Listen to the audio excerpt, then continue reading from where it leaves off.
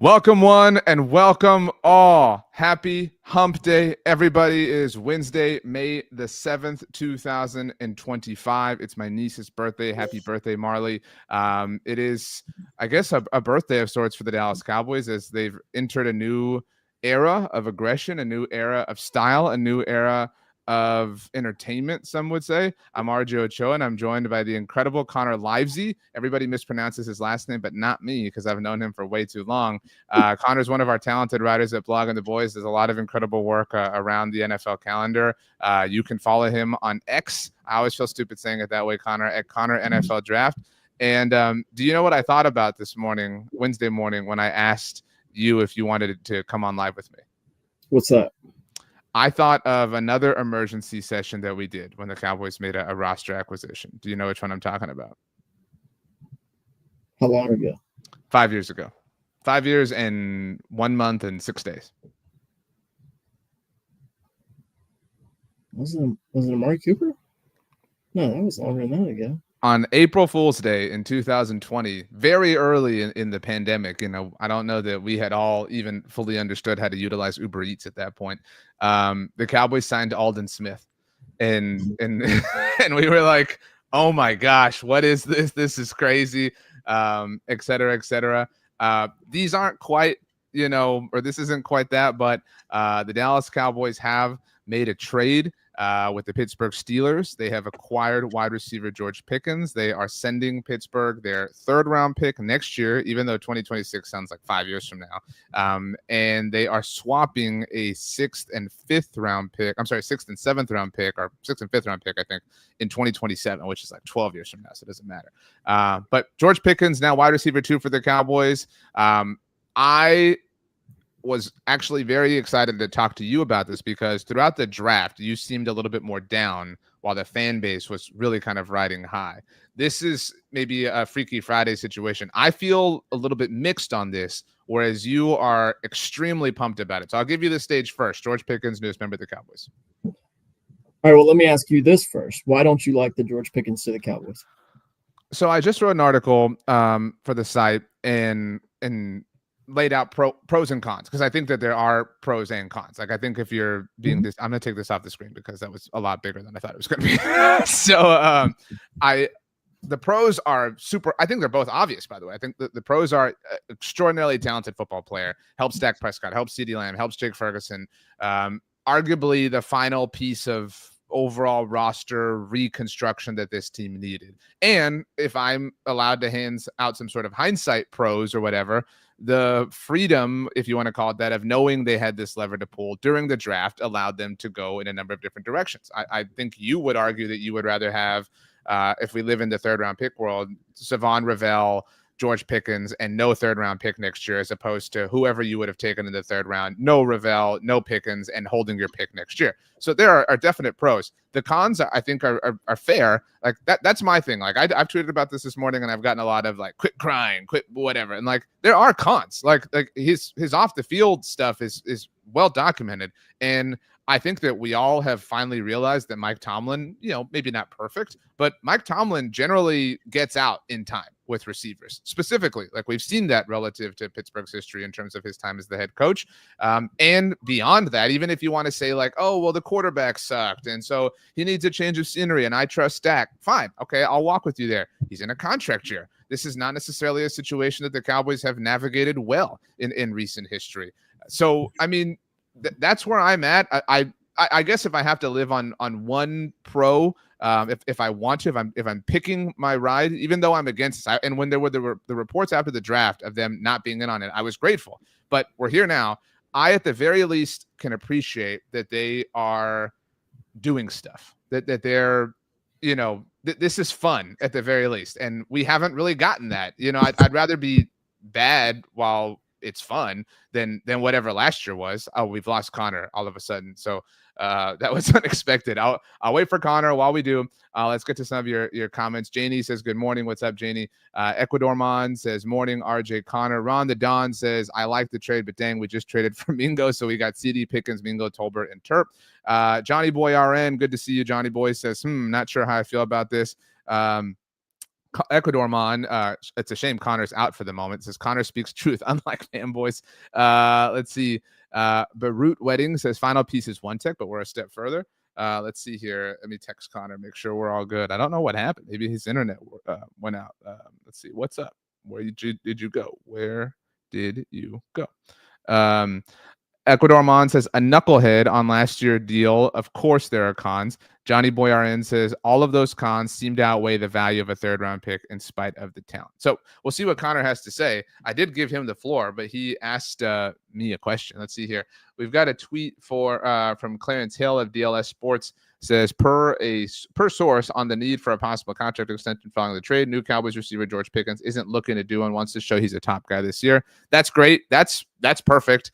I would argue that there are pros to doing an extension now. If you think that George Pickens is going to be awesome, if you think he's going to be amazing, then do the deal now. Don't wait till the player has all the leverage in the world. But I do want to get Connor's thoughts on this if I can get him to come back here.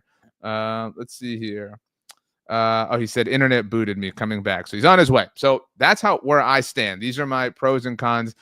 Chris Halling, one of our other talented staffers at Blogging the Boys, says Jalen Brooks is getting cut now.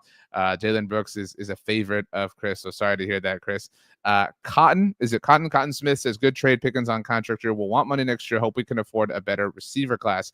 And Ecuador Man says Dave Mulugeta is also his agent. That is ironic, of course, given what Jerry Jones said about Micah Parsons and those contract discussions, et cetera, et cetera. So there he is. All right, Connor. Did you hear any of my pros and cons that I laid out? Yeah. I think you were finishing up as soon as my internet kicked off. So joining back on the cellular data, just living the dream. But so the reason I asked you that is because I feel like most of the cons that we're hearing are about you said it, off the field issues. Why do you say like they don't exist? Like, I mean, they do, but to me, they're not off the field issues. They're more character maturity things. Call them what you want, but the baggage. Let's just call it that. Sure, that works for me.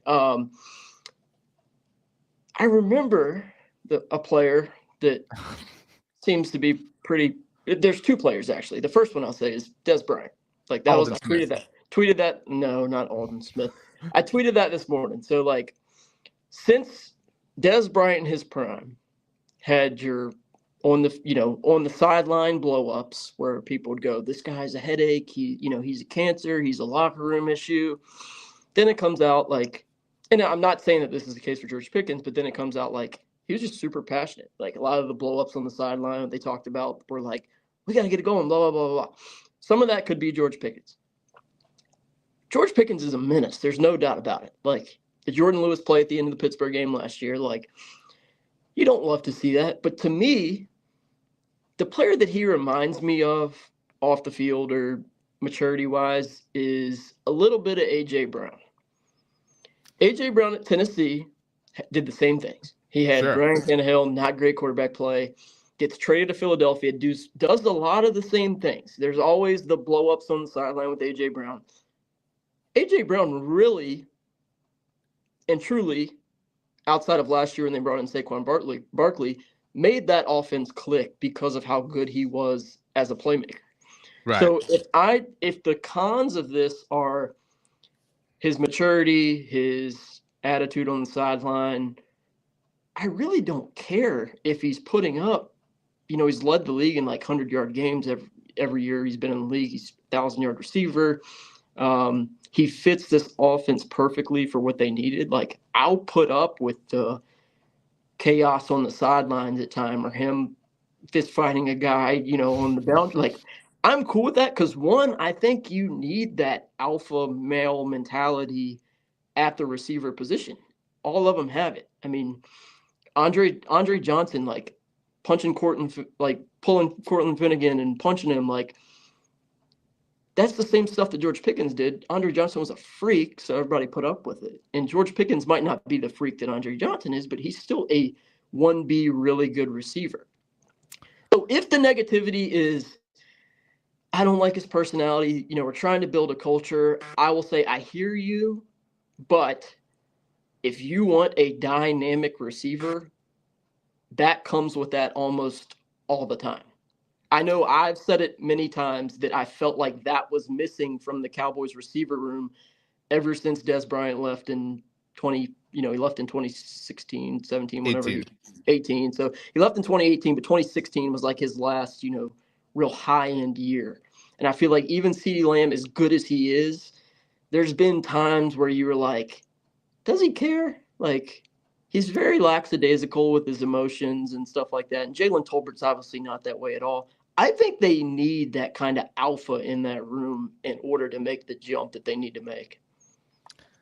I think the AJ Brown comp is good. And you could argue that the bag, to use the same word for everyone, that baggage suppressed his value and even then went for a first, but what I would offer is the Eagles immediately did a contract extension with AJ. So if you believe here, like the same way you're saying, like, I hear you with the baggage. Okay. You want to walk this walk, you want to go down this road, then do an extension right now. Like, don't screw around like this. Like, if you're going to do this, then do it. Like be committed, have a plan. Fine, whatever. Okay. You don't want to do the contract. Okay, cool.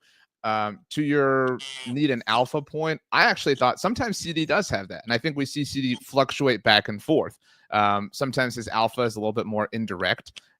Like after the San Francisco game 2 years ago when they lost and he was like, something's got to change, whatever. Like that's his alpha-ness or whatever. But you can argue that they haven't had that since Dez and that Dez wasn't properly appreciated for that.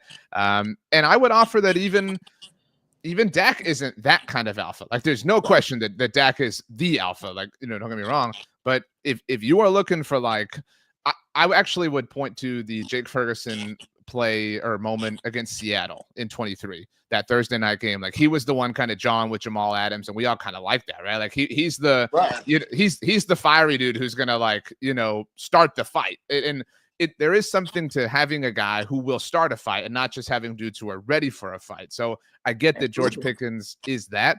I would just, again, if he were coming from anywhere else, I guess I would be more willing to, again, I'm not trying to say like the trade is stupid or whatever. I think it's irresponsible. I do, especially to toss away a 3rd round pick. And I understand that there's a comp pick maybe on the way if he leaves. But when you factor in their history with contract extensions for players and contract years, like if you're George Pickens and I'm your friend, because, you and I were actually friends, except for the fact that, you are a Yankees fan and that's a horrible thing. And, that must suck a lot for you in a lot of ways. But if you were my friend, you said, dude, I just got traded to the Cowboys. What do you like? How excited are you for me? I'd be like, dude, I'm pumped. You should hold out. Like if you're George Pickens, why wouldn't you hold out? Like you have all the leverage in the world right now. And I actually have a friend, his name is Jimmy, who brought this point up to me when the Cowboys traded for Amari. Especially after that season that he had in 18, he was first eligible for a deal. Like if you're George Pickens, why wouldn't you hold out? The Cowboys have to pay you. They didn't just trade a 3rd round pick and then to watch you do nothing. Like if we're playing devil's advocate, why shouldn't he do that? But if he did, which I don't think he will, because again, like that's the thing that I guess when I put the quotation marks of off the field stuff, like it's not like George Pickens has been arrested or he's sure been like any deep alley. Like he's just been annoying. He's just been annoying. Right. That's why I put the quotations up, because off the field to me is when you have like legal concerns that could impact your availability on game day. George Pickens is, and again, like I kind of want that. Like I've said it over the last 2 years. Like I'm kind of like everybody knows I love Dak Prescott. You love Dak Prescott, but like it kind of does get tiring after bad games where it's like, jump off if you want to. We're fine. We'll get it together. Like, I kind of want a guy that goes, yeah, our game plan absolutely sucked today. I didn't get but 2 targets. Like, what's our offensive coordinator? What's our game plan? Like, we get, like, even CeeDee Lamb, he's just like, yeah, I didn't get the ball a lot today. But, like, I kind of want somebody who will call out. I mean, we always talk about the Cowboys have that country club type feel. George Pickens is the furthest thing from country club type feel that you can have.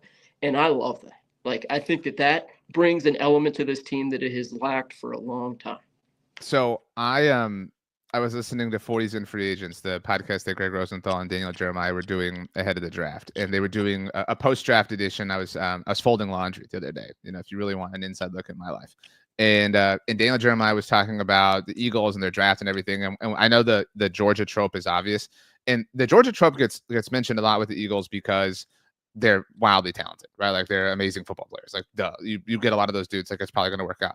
But what his point was beyond that, and he was also talking about Atlanta, whatever, and like all these different things. He was saying like these are dudes who like don't settle. Like to your point, like all love and respect for Dak and CD, whatever, but like they're all conditioned to the call it country club atmosphere or like the perennial losing.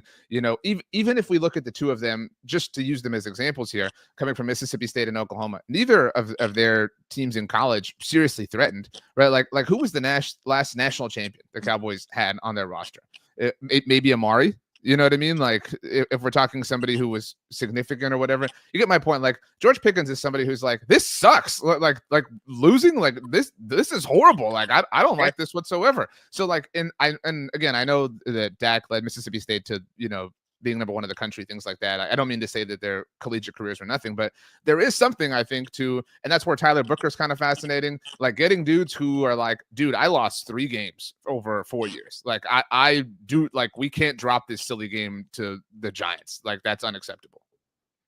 Yeah, no, absolutely. And like I said, like I think that's needed. And that's where I come back to the AJ Brown thing, because AJ Brown in Tennessee like had the same kind of fiery outbursts on the sidelines. Him and Mike Vrabel didn't see eye to eye on a lot of things, blah, blah, blah. He had a 1051-yard season, a 1075-yard season, and an 869-yard season. It's pretty similar to what George Pickens has done over his 3 years in Pittsburgh. And with some questionable quarterback play with Ryan Tannehill, kind of, with you. Goes to Philadelphia. Gets traded to Philadelphia for, again, I don't remember the compensation. It was a first-round pick. First-round pick, so much higher than what they did with George Pickens. Signs a contract extension right away, which I think would be a good move for the Cowboys to do. And maybe they wait, they see how it plays out. They see, how much of a headache he is and figure it out, blah, blah, blah. But if they do that, well, A.J. Brown went from, averaging 1,000 yards a season, 980 yards a season, to doing 1,496, 1,456, and 1,079. So I could see the same exact career path for George Pickens that we saw with A.J. Brown. I'm tired. I've been tired of, again, I think Brandon Cooks, when they traded for him, I thought was a really good player. And I think that he was probably on the bottom end of his career spectrum. So we didn't get quite out of him what we thought he would. But I'm tired of in the playoffs, Brandon Cooks getting ran through by Jair Alexander and turning what should have been an 8 to 10 yard slant into a pick, interception on the 20-yard line. Like George Pickens won't allow that to happen. He's gonna block his ass off. He's gonna make the tough catches. I think he brings an element to the team that they haven't had since. I mean, again, like Amari Cooper wasn't that, but they had CeeDee Lamb and Amari Cooper doing 2 different things. But I disagree on Amari. Like he was much more reserved about it, but I think he was that way, which is why he was so successful and why everything changed. I remember this because I was there and I tweeted it and it blew up. When they played Philadelphia the second time in 2018, the game that they won in overtime off the tip that he caught, obviously. Early in that game, he had a 75-yard touchdown. And after the game, when he was talking, he said that Dak called the play and he had another, I don't remember if he said slant or curl up, but he said, I had another, and he said that he looked at Dak like, oh, and that Dak was like, just run it. And I think that moment right there is kind of what you're talking about. Like Dak is the ultimate soldier, like just run it. Just listen to our leaders. I'm going to execute the command. But Amari was like, this is stupid. Like, why are we going to do this? And they get to the line of scrimmage. Dak checks out of it. Boom. Amari 75-yard touchdown. And so to that point, you kind of need that guy. I mean, I guess like I'm willing to walk to some degree. And I think the AJ Brown comp is still a really good one. Do you remember what it was recently, what AJ tweeted after the Eagles won the Super Bowl? Was it when he held up the Patriots jersey and no, I'm paraphrasing, but he tweeted something like, we won the Super Bowl and that's cool, but like honestly, it kind of sucked. He was like, I really enjoyed the hunt. Like it was kind of lame and silly and cliche, but I actually kind of buy it. Like I kind of buy that he feels that way. And I think that George Pickens is cut from that mold. And to your point, he is a very different character than what has been in this locker room for a long time. As evidence, I think Brandon Cooks is a great example, right? Like, let's go get we have the Boy Scouts. Let's go get the Eagle Scout, to lead them and teach them how to make fire. Aren't you an Eagle Scout, by the way? No. I thought you were. You're an outdoors person, though. Like, you could be. Yes. You know what I mean? Maybe.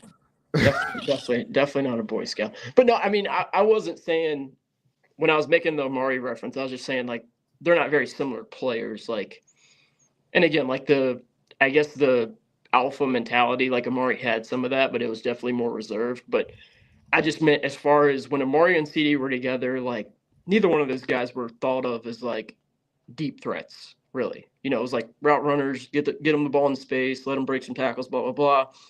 George Pickens, I think, fits the offense even better than what Amari and CD did together, because CD can be your short to intermediate, still go be a guy that can make the play down the field. But like George Pickens is a guy who's going to run a lot of slants. He's going to run a lot of 9 routes, go routes, and he wins down the field. So I love that they now have a guy.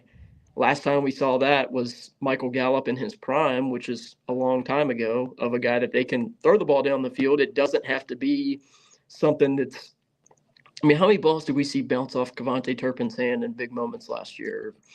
They did. Well, I mean, Turpin was one of the more, speaks to the season, reliable pass catching options. I mean, to your point, the Jalen Brooks interception, or the ball that tipped off of him that was a pick. You know what I mean? Like, right. I mean, I want to spin it this way. Who is a player who, when the Cowboys play, you're like, oh crap, like just a dude who annoys you, like a dude who you just like can't stand? Maybe it's Jalen Hurts. I know you love him. You love some Hurts. No, Hurts stinks. I mean, it's AJ Brown, like a dude that they could just run. He can run a slant 10 times a game, and he's probably going to break one for 90 yards. And like, so that you're talking about annoyance as far as like being really good, which is fair. But like, I kind of, as I'm like coping myself into this, I stand by the cons. I think that they are fair and that they exist. But I mean, George Pickens is a dude who's gonna like piss off some people. You know what I mean? Like you're talking about the player that like you hate to play against, but you wish they were on your team because they're just kind of a thorn in everybody's side with the way that they kind of carry themselves and do things.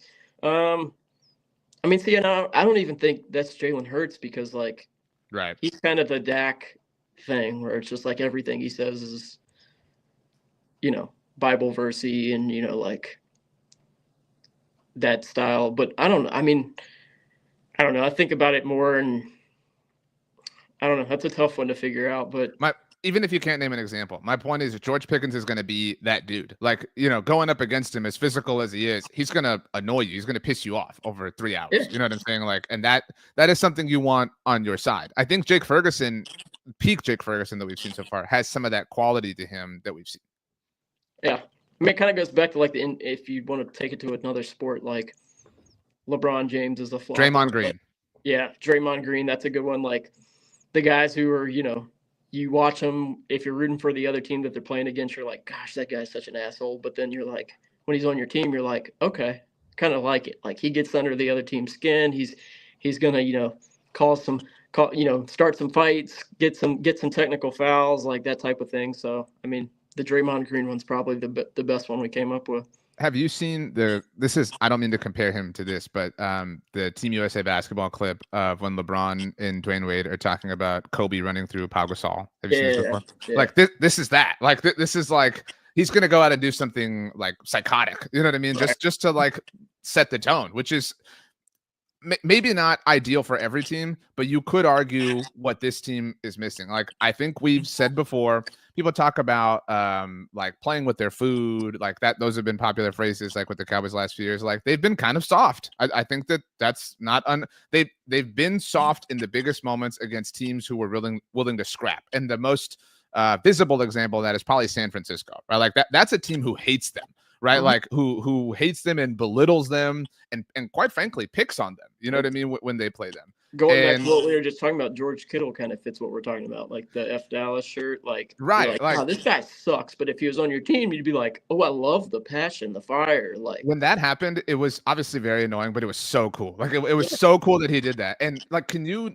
All due respect, we love all the Cowboys. Can you name a player before George Pickens that would have done that? That would have worn like this is a bad example of it, but when Nick Sirianni wore the Beat Dallas shirt, it blew up in his face. But that was cool. Like it is cool when people in those positions, embrace rivalry. And can you name anyone on the Cowboys roster that would have done that? I mean, Dez is the last one I can. No, I'm talking like obviously, but like actively. You're right. Like, no. When you think of Dez, maybe you don't, but like one of my first memories is that 3 touchdown game in Philadelphia on that Sunday night. well, okay, cool, good for you. Nobody asked, but whatever. The fight before the game with that's what I'm saying. Like they were scrapping and fighting before the game, and that was part of what made that so awesome. You know what I mean? Like just to go like beat their ass after that. And so who is that dude? If it's not George Pickens that's on this roster. You don't have one.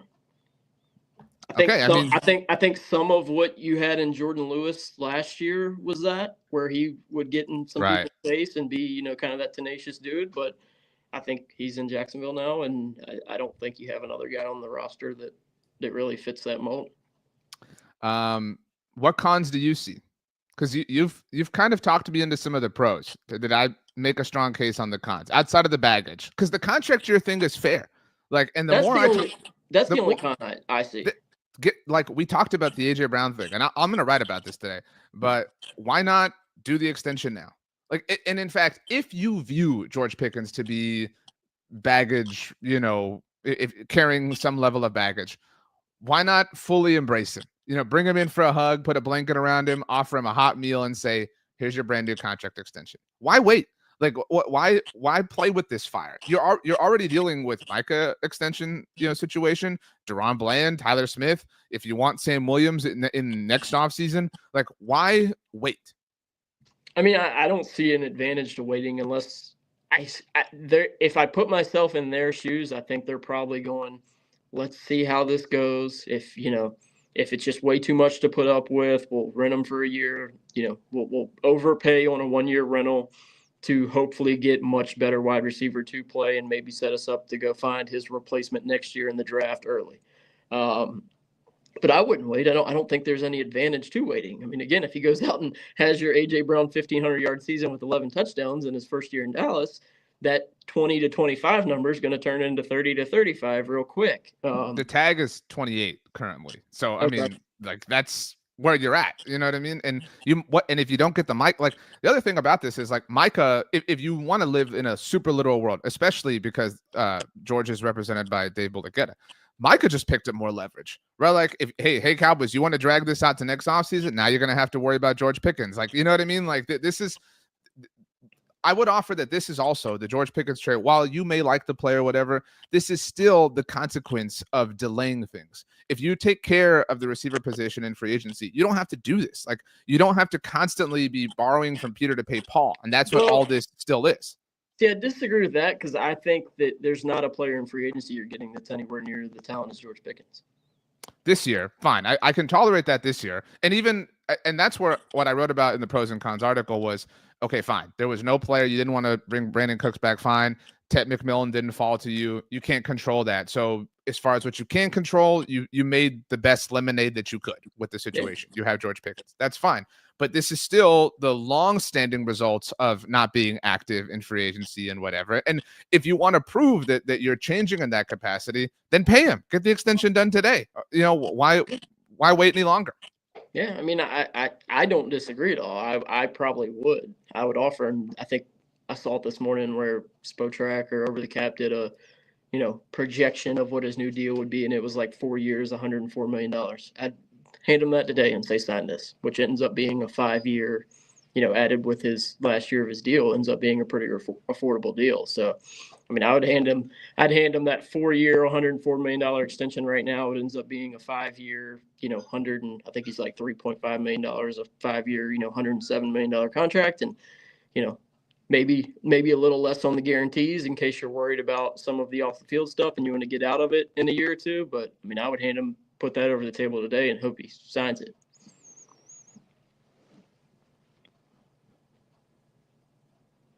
My dogs are barking. The mail truck's here. So I thought you would pick up on that, but you didn't. Okay. My last 2 questions, and then you can ask any 2 you want. This is, I'm not saying it's an amazing trade. I was against it, and I'm not trying to waffle. I hope this works out, but I have reservations. Like, this is playing with fire. I think that's fair to say. But if you view this to be solid or good or amazing or badass or whatever, this is the best trade since what for the Cowboys? I'm going to answer your question. I'm really not trying to waffle either here, but so why do you think it's playing with fire? Because of the attitude stuff that we just talked about? Yeah, I mean, we're very close to the end of this window right? If we're being fair, you know what I mean? And you can argue that like this is a really interesting thing because it's cyclical. Like you can talk yourself into one side of the trade, but it also exists as a con. Like you know what I mean? Like that's where I would offer the being a contract year is works in that way. But it has the if the Jonathan Mingo trade backfires, I obviously I think we would agree it already did. But like it's really no consequence, right? Like oh he sucked, like he was not a good player, like that's just the 4th round pick is gone. But like you've really handicapped yourself here. Like people are saying like, oh well, like the most common rebuttal I've gotten to, like if it doesn't work out, they don't get a contract done, he'll leave and they'll net a 3rd round comp pick in 2027. What if he sucks? Like I recognize that like we don't think that that's probable, but like what if he's not good, and what if the production isn't there, and what if he's upset by CD dominating and taking so many targets? What if Dak regresses? What if it doesn't work? And then what if he causes a stir? Whatever stir he may or may not cause is going to be amplified by being a Cowboy as opposed to being a Steeler. And so now you're dealing with drama. You've lost a 3rd round pick. You have no production, nothing to show for it. So like, I don't think that that's like a crazy impossibility. That's why I think there are cons to the trade. Well, I don't think there's any chance that he's going to suck. He's been really good in 3 years in Pittsburgh with suck is relative. Like, I don't mean like Jonathan Mingo, again, all due respect, but like, I mean, not be amazing, not be what you want. That would be suck. So are you saying that 900 yards and 5 touchdowns is considered on the sucky end? No. I'll ask you, what's the level, what's the point of success, the point of demarcation that he has to reach for you to be like, see, told you, it's totally worth it? 1,100 yards and 5 touchdowns. So if he doesn't have 1,100 yards, you're saying it's not totally worth. That's what I'm saying. Like, what's the pass fail line to where if he has this, it was worth it. If he doesn't, it wasn't. I mean, again, what did Jalen Tolbert have last year? 600 yards and 7 touchdowns, something like that. So I mean, I think if he can put up, 850 to 1,200 yards, you're going, heck yeah, that was an absolute win. We're not getting that from a 3rd round pick more than likely in the next few years. And if he does more than that, which I anticipate him to, because he's done that pretty easily in 3 straight years in Pittsburgh with bums throwing the ball to him at quarterback. So I'd say 850 on the low end. And I think if he goes over that 1,200 yards that we talked about, if he hits 1,000 yards, you've reached more than house money. Like that, I think, yeah. Especially if we assume a chalk season from CD. So the only reason I'm asking you all these questions is because I'm trying to talk you out of your thought here, because like you said, does he throw a fit for being the 2nd option? Well, he played in Pittsburgh with Deontay Johnson, who they were kind of the 1A, 1B. Which is kind of what it's going to be with CD. I mean, CD's the one. We're not going to get silly here, but CD's the one. He's the 1B. So he played in Pittsburgh with Deontay Johnson, who is the 1A, 1B with George Pickens. And like George Pickens, and that's the thing, is George Pickens has always been the same guy. Like, it's not like he got into the NFL and wasn't given the wide receiver 1 role, and then he started having these outbursts on the sideline. Like, if you go watch him at Georgia, you literally knew that this was going to happen in the NFL. Like, he would block people into the 4th row of the stands. He would start fights on the sideline. Like, that's how he is. He's wired that way. And I love that. Like, he's not trying to be something that he's not. Like, he's going to be an alpha male from the day he walks in to the end of the game. Now, whether you're winning or losing, we saw it in the Pittsburgh game last year.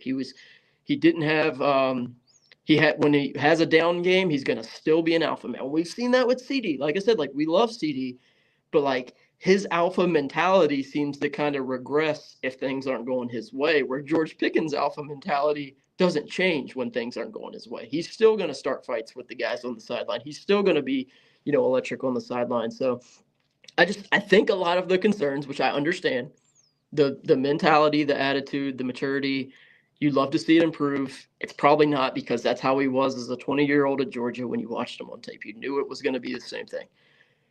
But he's played in an offense with bad quarterback play with another receiver comparable to him and Deontay Johnson when Deontay Johnson was really, really good.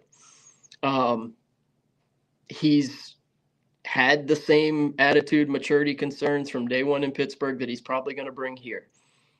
But if you're putting up 1,000 yards and scoring 5 to, and I know his touchdown numbers haven't been great in the league, mainly because the Pittsburgh offense hasn't been great in the league, and they hand the ball to Najee Harris 250 times a game.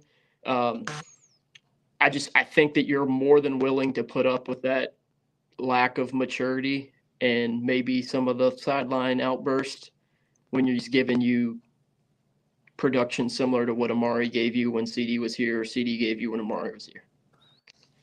To live in the Dez example, Dez was a first-round pick, so different situation, but the team did trade up to get him in 2010, so valued him, whatever. Who is, if we liken George to Dez, who is his, like, who is CD to him? Like, where do we view, if we Cowboys history, Cowboys parallel it, is he Dez's, or is CD to George what Miles Austin was to Dez, what Roy Williams was to Dez? You're saying George Pickens is Miles Austin and CD's Dez? I'm saying George Pickens is Dez. Like, we're talking about the dude who comes in and has the, the passion, the fire, whatever you want to call it. So, like, because Dez never really had that, let's call it big brother leader, because CD's still the alpha in the receiver room from a production standpoint, right? Like, we don't expect, I don't know if you're still there, if your camera just went away, but are you still there, Connor? Are you alive?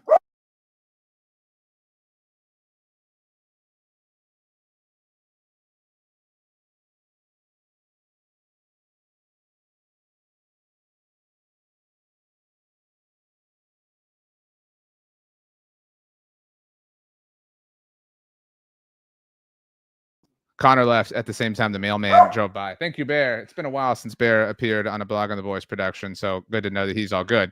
I think Connor will make his way back. He was using his phone, so that might be why, but I'll text him, make sure he's good. Let's see. I'm going to say, come back.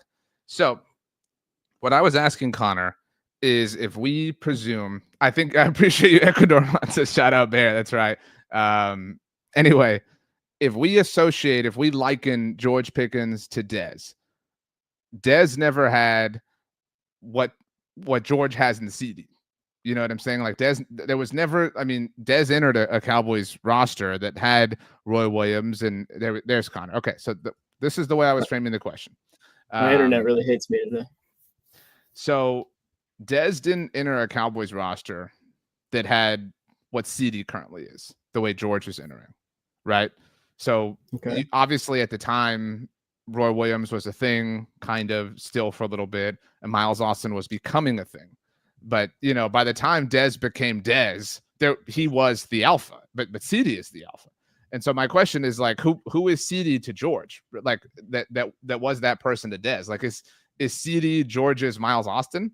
Is CD George's Roy Williams? If George is Dez in this case? Because you could argue, I wouldn't, but some people did, obviously, that Dez's passion went too far, right? That was where maybe the answer is Jason Witten. Maybe he's George's Jason Witten, because Jason Witten was the dude, DeMarcus Ware was the dude to kind of try to, the Detroit game in 2013 is like the most prime example of the point that you raised. The person who can help, if it does reach a boiling point, that is, within the offense, that's a playmaker. Maybe it's Dak Prescott.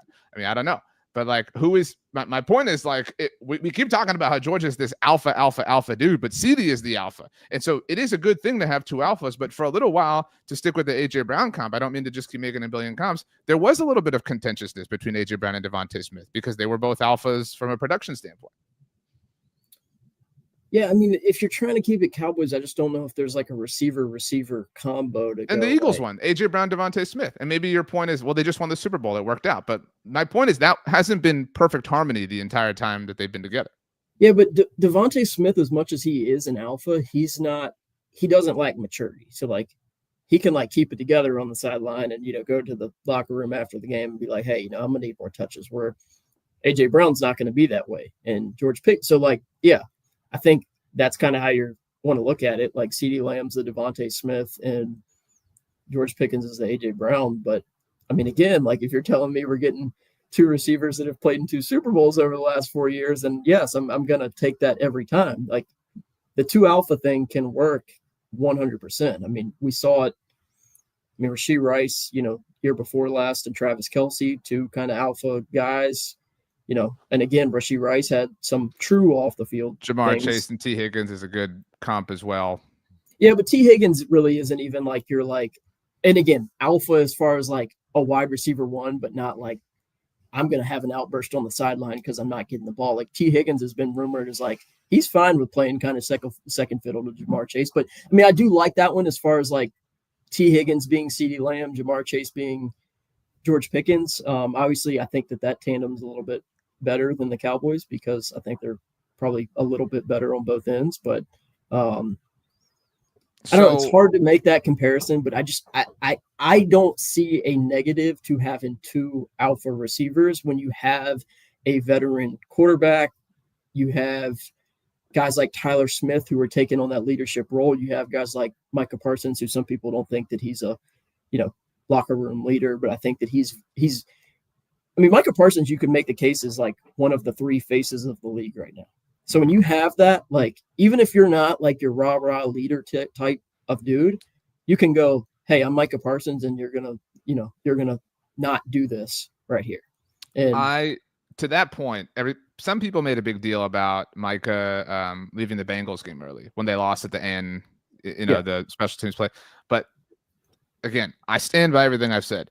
You can argue that quality is what they need more of. And Micah was kind of ostracized for that, like kind of, hot taked for that. And you could argue that George Pickens is that. And you could argue that other players, CeeDee Lamb included, have just been fine with that, at least visually, right? At least like what we've seen. Like this isn't to say that, they aren't upset. They haven't voiced their whatever in the locker room, because I think we should offer, I know you've brought this up many times in your unfair criticisms of Mike McCarthy, that CeeDee and Dak led the charge against Mike in 23 after that Frisco game, right? They were the ones to be like, okay, this is enough. And that is some alpha leadership quality in and of its own right. I guess like we haven't talked about Brian Schottenheimer a lot, but this is a lot to put on Brian Schottenheimer. I mean, it truly is. And so if he can handle it, great. I mean, this all comes down to like the results of it all. And I also stand by the fact of, well, at least they're doing something interesting. Like this is more fun than just trotting Jalen Tolbert out at training camp and expecting us to buy that. You know what I mean? So in that sense, okay.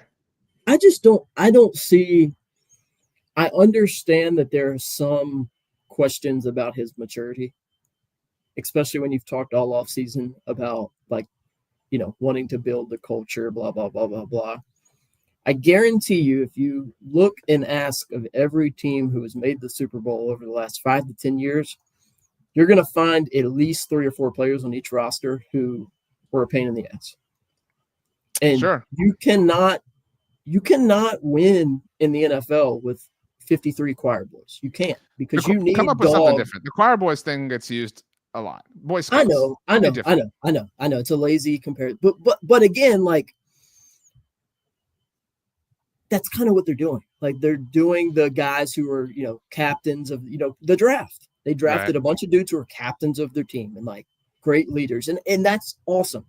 Nobody's saying that that's not a good thing, but you need a few of the like, off the rails guys to level it out a little bit and start the fight when things aren't going well. To get, again, you hate the Yankees. Bad comparison. I get it. Different sport. But they were playing the Padres the other night. Fernando Tatis struck out. He cussed out the umpire on a bad call. They ended up coming back, scoring 3 runs and beating the Yankees in the last inning of the game, beating the best closer in baseball, Luke Weaver. You kind of need that. You need the Fernando Tatis to like get the team fired back up. I would offer a different comp, one about a group that's actually had success. If you are building the Avengers, you can't have like nothing but Captain Americas. Like, you got to have a Hulk. You know what I mean? Yeah, you got to have gotta have someone who's gonna like go off the beaten path. I get that, and I understand that, and I could argue that they haven't had that in a very long time. You could argue whether this was his decree or not, that they didn't have one of them in the entire Mike McCarthy era. Like, again, that may or may not be Mike's fault, but like who was that guy at any point? Maybe Jordan Lewis. Guy? Yeah, or the Hulk, for lack of a better term. Bad guy's not fair. The Hulk. I don't know. And again, like you can go through the guys who like Jaron Curse kind of played. Remember when he got brought in and he was kind of like the thorn in the side of a lot of defenses, like would kind of get in, start some fights, was kind of a loud rah-rah guy. Like he was kind of the guy that I could see, being that. I think there's something to like, you don't always have to be like a baller to be the Hulk that we're talking about. Joe Cook says Zeke was the Hulk. And I think a good example of that is his rookie year when he lowers the shoulder at Cam Chancellor. Like, you know what I mean? Because you're like, holy crap, you're like, you're going at Cam Chancellor. Like, this is a bold move. You know what I mean? Like, and maybe they're, you know, shy on dudes who aren't shy. You know what I mean? Maybe they're shy on dudes who, you know, like, sometimes you gotta like not know better, you know what I mean, to go at Cam Chancellor. It sometimes it isn't just that you're brave enough to do it. Sometimes it's that like you just don't, like, you have no idea who this dude is that you're charging right now, like, but you're doing it and it's working out for you.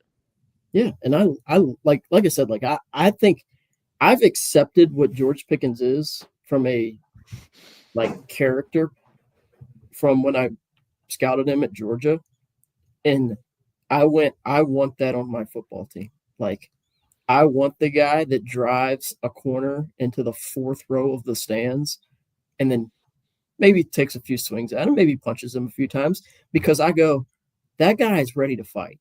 And he's going to fight from the start of the game to the end of the game.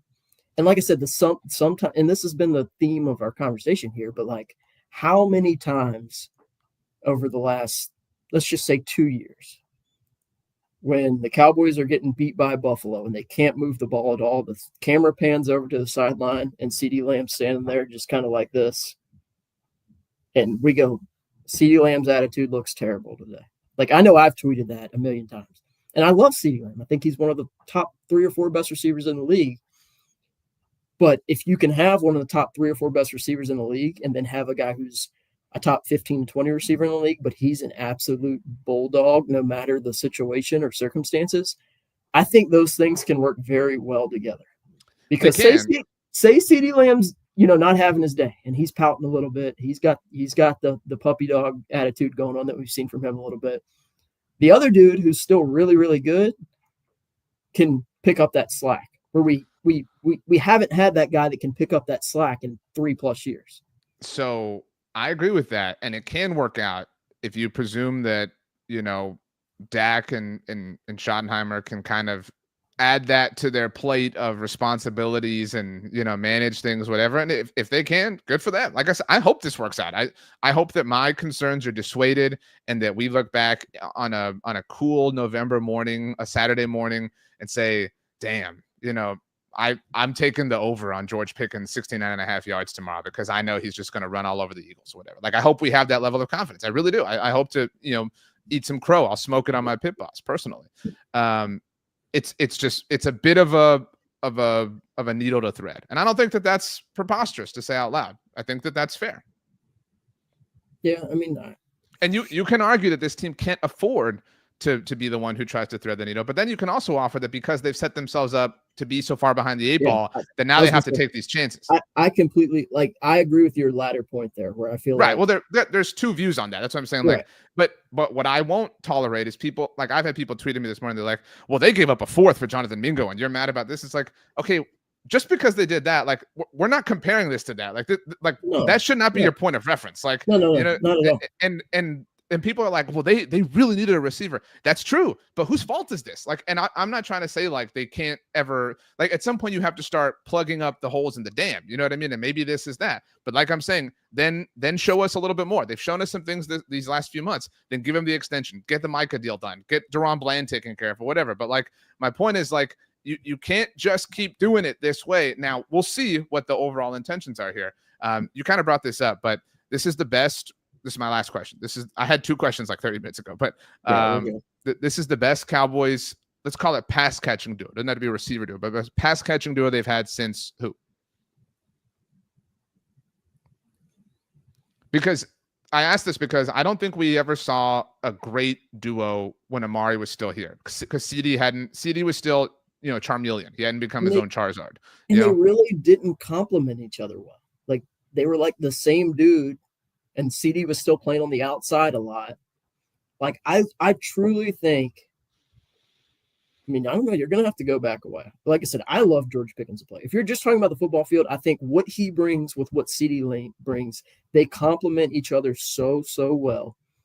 They can do 2 totally different things, and they can win 2 totally different ways. And I think that is huge. I think the answer, David Smith said it, is pick whichever version you want of this. Maybe 2013, 2014-ish, 2012, maybe Des Bryant, Jason Witten. That's I included pass catching because I don't think they've had a receiver duo, of this. I don't want to say of this talent because we freaked out because they had Amari and Gallup and CD all together. It just never fully clicked and realized, to your point. But like, if this tracks, like they will truly have a really elite duo from a pass catching overall standpoint that they haven't had in almost a decade. Yeah, I mean, like I said, I just went and looked. Like, I felt like there were some years where Terrence Williams had some really good years with Des Bryant, but I mean, his best season was 840 yards. So like, you'd have to go back further than that, in my opinion. And again, Cole Beasley had some good years, but he was kind of like a niche player. I don't know. I if you're understanding your like concerns, I think you're overblowing it a little bit, but like understanding the character stuff that like you want to, hopefully it gets figured out. And our buddy Mike White, Burgers and Blitz on Twitter, I saw him tweet this morning, like, and I thought it was a good comparison. Again, going to a different sport, but like Luka Doncic is 2 years older than George Pickens, and like it's kind of the same thing, right? Where like they like the maturity, you want to see him, and like I mean, Luka still viewed as like, oh, he's young, like he can still grow up, and like why aren't we saying the same thing about George Pickens? Okay, well, two things. One, Luka is established as like a top 5 player in the world. Like that's he's sitting at home right now. Okay, that's the other point. That's what some people would bring up, would say like, how did it work out for the Lakers? You know what I'm saying? Like, so, and again, I think it will be stupid if the Cowboys inevitably get bounced in the wild card division around, if they get there, for us to look back and say like, well, that's why the George Pickens trade was a failure. I think that would be dumb. But I mean, that's to answer your Luka thing. Now, I think it's fair to say like, why can't a 20-year-old, even if you're 29 years old, why can't a 20-year-old grow up? You know what I mean? Like that is more than fair. But I don't really want him to grow up. I kind of want him to stay the exact same. Again, I think it depends on, like, it truly is a it's not even a choose your own adventure thing, but like my only point is you must acknowledge that this is playing with fire. Now, you may be well versed in fire. Like, you may be the dude who's like swallowing the sword on fire. Like, you're not afraid of fire at all. You know what I mean? But it is fire. Like, you can't be like, oh, this is purely positive. This is purely smart. This is purely risk-free. It isn't those things. That's all I'm saying. The risk might be worth the reward. It is a high reward. But if there are 12 possible timelines that are the result of this, the worst one is really bad. And that's all I'm saying. That I disagree with that. So what is your worst possible, of going back to your Avengers thing, what is your worst possible timeline? That he's a head case, he has a sideline outburst, and the Cowboys won 8 games? Say they're let's paint the picture last year. So let me look at something. Who would you say, I promise I'm asking for a reason, was wide receiver 2 for the Cowboys last year? I don't know if you want to say Brandon Cooks, but like just Jalen Tolbert. Okay, let's say Tolbert. Now, Tolbert is a good soldier, good steward, does what he's told, type thing. Some people would argue to his detriment, whatever. So Tolbert has had like one moment for the Cowboys, and it was ironically the Pittsburgh game, right, last year. So let's say the Cowboys are 3-5, which is what they were last year when Dak got hurt. So they get to 3-5. The offense is broken. The offense is clunky. At that point, Tolbert had, if we're likening the two, this is what I'm saying. Tolbert had 2 touchdowns. I suppose he caught a third in that Falcons game. And he had, I'm doing some quick mental math here, about 300 yards, 400 yards. So if they're 3-5 and George Pickens is 316 yards and 2 touchdowns, and CD's getting all these targets and they're sucking, they're losing. And what if he's just like, man, this sucks. I didn't plan on getting traded to a team that sucks. I can't wait to get out of here.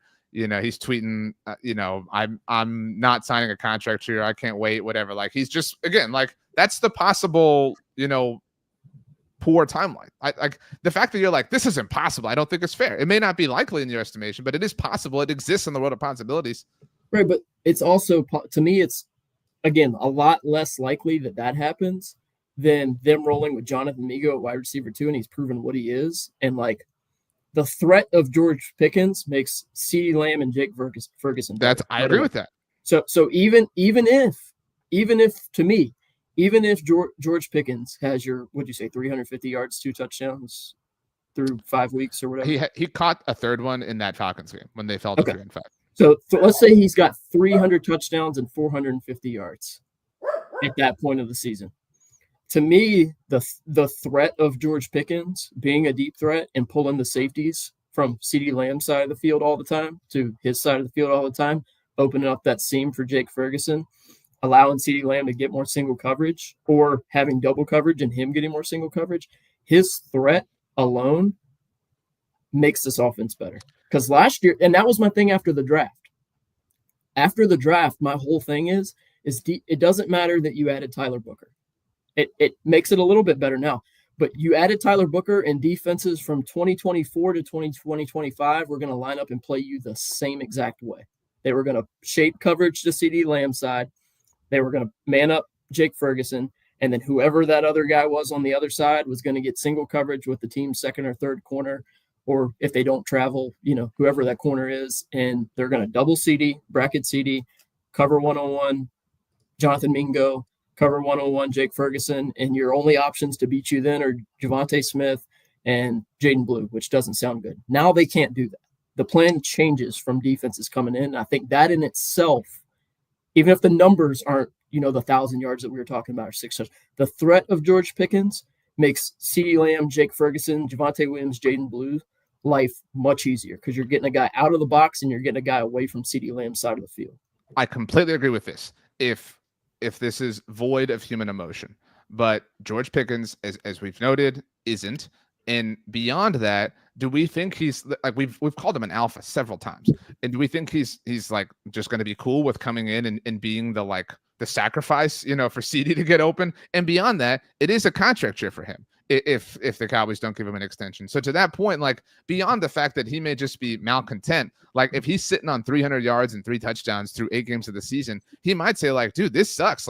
I'm due for a contract next year and my numbers aren't where they are. So that's my point. That's these, you may not view this as a flyer, but they are fire. They are embers nonetheless. And that's all I'm saying. That is fair context. I agree. And also, and my only counterpoint to that is he did that with Deontay Johnson. Deontay Johnson, what was George Pickens' first season? 2020? George Pickens, 2022. 2022, excuse me. In 2022, Deontay Johnson had 882 yards and 717 yards in 2023. So little less than George Pickens, but they were the 1A, 1B in Pittsburgh's offense. Pittsburgh felt so confident in George Pickens at the time that they got rid of Deontay Johnson instead of getting rid of George Pickens, which obviously early in his career they weren't going to do that. But I think we've seen him play with a 1A, 1B before in Deontay Johnson. And I think there is a little bit of risk. If we're going to do the high risk, high reward, high risk, low reward, blah, blah, blah, I think it's a high reward with a low risk. I might be willing to come down from high risk, but it's not low risk. I think it's, it's not quite running a red light, but it's been yellow for a minute. You know what I mean? And you're deciding to go. So it's perfectly legal. That's a medium-sized risk, though. And the cop patrolling the area is a stickler. Okay, to close, let's look at something you tweeted a moment ago. I really like this. And you tweeted where the Cowboys are at each position heading into camp from a year ago. Quarterback, better. I'm just reading what you tweeted for context. Running back, push. Wide receiver, better. This is obviously factoring the Pickens trade. Tight end, push. Offensive tackle, push. I think we could just throw offensive line together. I know you didn't, but I would offer that they're a little bit better.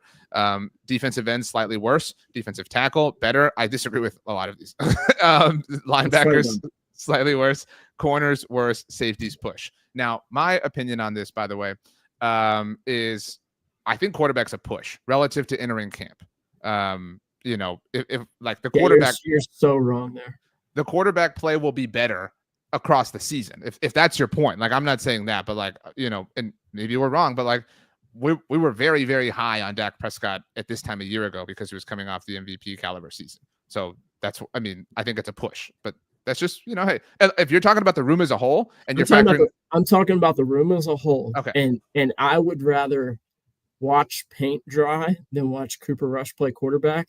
So this is my opinion. My X account. If I'm gonna have to watch a backup play for 5 minutes or 5 weeks, I better have fun doing it. and I do not have fun watching Cooper Rush play football. That disposition is ultimately how I feel about the Pickens trade. Like, at least you're doing something fun and exciting. You know what I mean? Like, we've had grilled chicken and asparagus for dinner every single night. This may not be a pizza, you know what I mean? But like, it's chicken nuggets and sweet and sour sauce. You know what I'm saying? Like, it is a deviation from what we're accustomed to. I think running back, they're a hair better. I was super down on the running back position last year. Like, I was just, super, super, super down. It was so sad how they were like, oh, Zeke's going to work out, and how so many people fell for it. I thought Dowdle coming in the last year, I was like, he's finally going to get a shot. And you should have known better. Even with the uncertainty of Dowdle coming into this time last year, like, Javonte Williams is not good, folks. Looking back on the San Francisco game last year, when Dowdle was mysteriously like a last second scratch, do you buy that he was ill? I know he said he was, or do you think it was? No. Oh no, there's no way we're making Zeke a healthy scratch. Yeah, 100% no. Okay, I agree that they're better from a on the field talent standpoint. There's zero doubt about it, and I would even offer if Mingo is their like wide receiver 4, whatever. That's better, you know what I mean, than they were at that position last year. So fine. Tight end, I agree with you as a push. I think the offensive line overall is better because you're at year 2 of Tyler Guyton and Cooper Beebe.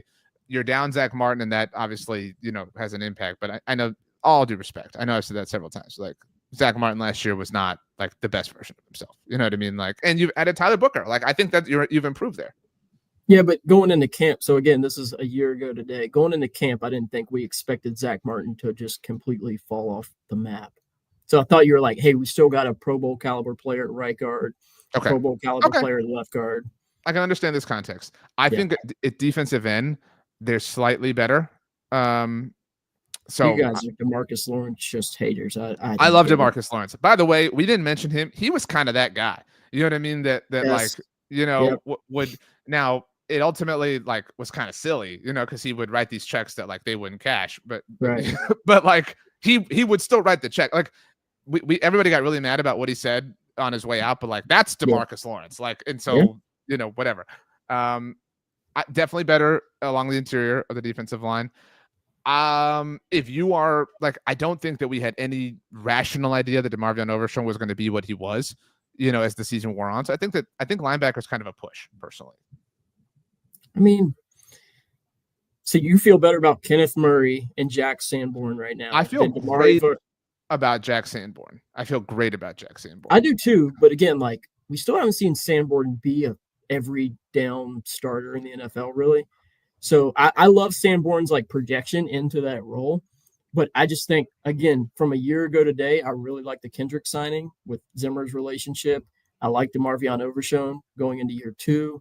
And now I would take those 2.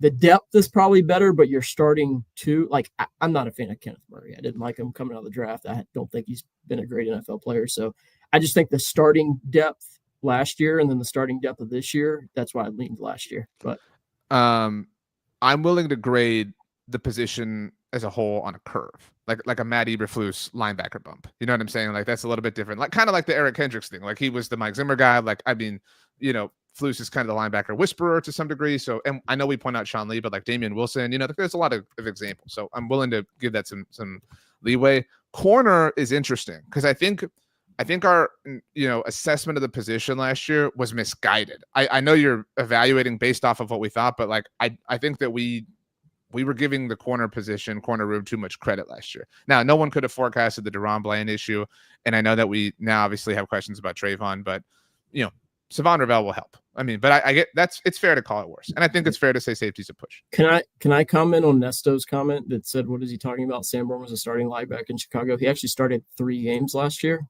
10 the year before, so he's only started 13 games in his NFL career. Played quite a bit as a reserve, rotational guy, but he was not an every down starter for Chicago. Sorry, Nestor.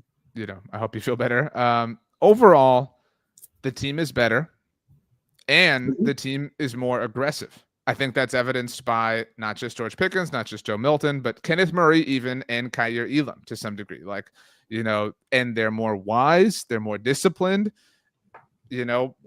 I go back to what I said. I would rather them have done things this way now that we have the full benefit of hindsight, as opposed to reaching in the third round and passing. Like, the part of the reason why I feel okay at corner is because of Ravel's projection. And so if they hadn't had him and they had reached on somebody, I would rather do this, even with the baggage that I will call playing with fire, even if you're too afraid to do so yourself. You kind of made me realize towards the end of this, like, I feel like your worst case scenario that you've been mentioning a lot, because I feel like you almost won it now with the George Pickens trade. I'm not like you. I don't root for my own, priors over this. It would kind of be like the Micah Parsons and DeMarcus Lawrence thing, where you got kind of like two alphas and maybe they don't gel all the way, and one leaves and the other one stays, and then it comes out the whole room was just fighting all the time. That's a good example. That's fair. Now, my closing statement. Let's each offer one. My closing statement is the Cowboys have made football season, and not just today. Today, I think, is the final. I saw Landon McCool tweeted a video and said it this way, and I liked it. This was the finishing touch on their offseason. Right? Like, there's nothing they're going to do between, over the next 2 months, 2.5 months before they get to Oxnard that will be seismic or even, create even the smallest ripple in the pool. Right? Like, the roster's effectively set. This is the group that's going to challenge this year. And I think that I cannot tell you in the time I've been doing this professionally or the time I've been a fan how not fun last year was. Like, it was a chore. It was exhausting. Nothing about it was entertaining on any level. And at the very, very, very least, I recognize this is not the goal, but like, they have made this fun again this offseason. And this is the finishing touch on that project. There are risks the same way there are risks with, Joe Milton, if Dak Prescott has to miss time because he has, and to your point, I'd rather, play that risk because it would be fun. The same way there was a risk to going Tyler Booker, right? Like, everything has pros and cons. And so I'm interested. You've gotten me to stop, the callus that you built up has worn, one layer of it has worn off, is I guess my point. I know. I told you before we started, I'm always right and you're wrong. None of what you said changed my thought process on this. You just said it did. No, it didn't. I'm talking about their offseason as a whole. I'm pretty sure you just said you've kind of talked me off of being as. What is your closing statement? George Pickens is 250 times better than whoever. Oh, by the way, Nesto apologized to you. That a boy. Hey, look, I really wasn't trying to call you out. I just wanted to bring it up, but George Pickens is 250 times better than whoever was going to line up at wide receiver 2 for the Cowboys in week 1 of the 2025 season. They were miserable on offense last year.